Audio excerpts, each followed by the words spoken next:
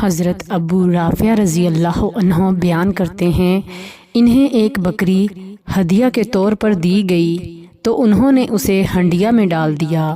رسول اللہ صلی اللہ علیہ وآلہ وسلم تشریف لائے تو فرمایا، ابو رافع یہ کیا ہے؟ انہوں نے عرض کیا، اللہ کے رسول صلی اللہ علیہ وآلہ وسلم، ایک بکری ہدیہ کے طور پر دی گئی تھی تو میں نے اسے ہنڈیا میں پکایا ہے۔ آپ صلی اللہ علیہ وآلہ وسلم نے فرمایا، ابو رافع مجھے دستی دو۔ میں نے دستی آپ صلی اللہ علیہ وآلہ وسلم کو دے دی۔ پھر آپ صلی اللہ علیہ وآلہ وسلم نے فرمایا، مجھے دوسری دستی دو۔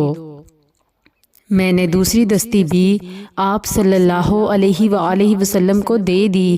پھر آپ صلی اللہ علیہ وآلہ وسلم نے فرمایا، مجھے اور دستی دو۔ انہوں نے عرض کیا، اللہ کے رسول صلی اللہ علیہ وآلہ وسلم، بکری کی صرف 2 دستیاں ہوتی ہیں۔ رسول اللہ صلی اللہ علیہ وآلہ وسلم نے انہیں فرمایا، اگر تم خاموش رہتے اور جب تک خاموش رہتے تو مجھے یکے بعد دیگرے دستی ملتی رہتی۔ پھر آپ صلی اللہ علیہ وآلہ وسلم نے پانی منگوایا، کلی کی اور اپنی انگلیوں کے کنارے دھوئے، پھر کھڑے ہوئے تو نماز پڑھی۔ پھر دوبارہ ان کے پاس تشریف لائے تو ان کے ہاں ٹھنڈا گوشت پایا تو اسے کھایا۔ پھر آپ صلی اللہ علیہ وآلہ وسلم مسجد میں تشریف لے گئے تو نماز پڑھی اور پانی کو ہاتھ نہ لگایا۔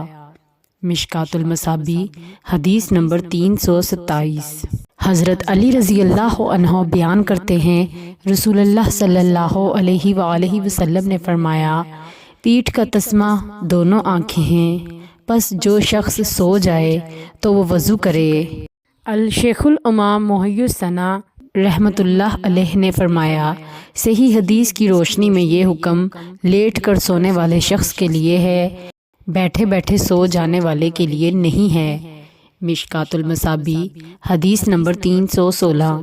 نبی اکرم صلی اللہ علیہ وآلہ وسلم نے فرمایا، سب سے اچھے اور بہتر لوگ ہمارے زمانے والے ہیں، پھر وہ لوگ جو ان کے بعد ہوں گے، پھر وہ لوگ جو ان کے بعد ہوں گے، پھر جھوٹ عام ہو جائے گا، یہاں تک کہ آدمی گواہی طلب کیے بغیر گواہی دے گا اور قسم کھلائے بغیر قسم کھائے گا۔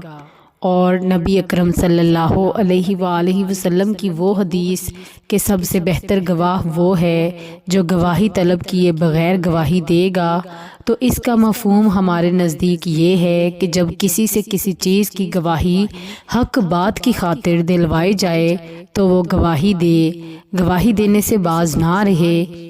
بعض اہل علم کے نزدیک دونوں حدیثوں میں تطبیق کی یہی صورت ہے۔ سنن ترمذی حدیث نمبر 2303۔ نبی اکرم صلی اللہ علیہ وآلہ وسلم کے اس خواب کے بارے میں مروی ہے جس میں آپ صلی اللہ علیہ وآلہ وسلم نے ابو بکر اور عمر کو دیکھا۔ آپ صلی اللہ علیہ وآلہ وسلم نے فرمایا، میں نے دیکھا کہ لوگ ایک کنویں پر جمع ہو گئے ہیں، پھر ابو بکر نے 1 یا 2 ڈول کھینچے اور ان کے کھینچنے میں کمزوری تھی، اللہ ان کی مغفرت کرے۔